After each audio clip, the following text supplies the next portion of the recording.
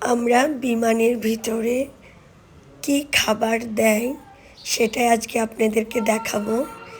এখানে আমার ছেলে খাচ্ছে চিকেন রাইস, আমি নিয়েছি পাস্তা, আর একটা মিষ্টি দিয়েছে, সেটা কি ধরনের মিষ্টি আমি জানি না। এই যে পাস্তা, এখানে চিংড়ি মাছ আছে, তারপরে যে যেই কোল্ড ড্রিঙ্কস খায় ওরা ঠিক সেভাবেই কোল্ড ড্রিঙ্কসটা দেয়। এই যে আমার বাবা খাচ্ছে চিকেন রাইস, আর ওরা খাওয়ার সময় ওর বাবাকে খেতে খেতে দিবে। এটা ওদের মানে প্রতিদিনের রুটিন। মানে বিশেষ করে আমার ছোট ছেলে যা খাবে ওর বাবাকে বলবে তুমিও একটু খাও বাবা।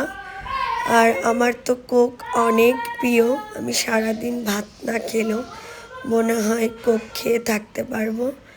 তো তারপর অনেক কোক খাওয়া আমি কমিয়ে দিয়েছি। আর আমার ভিডিও আমার প্রিয় মানুষরা অনেকেই মিস করতেছে, আমি জানি।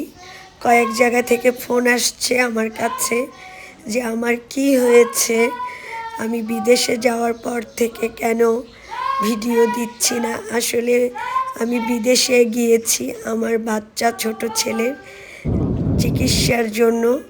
তো বিদেশে যে আমি ওভাবে ঘুরতেও পারিনি, যেহেতু ঘোরার জন্য যাইনি, আমার ছেলের চিকিৎসার জন্য গিয়েছিলাম।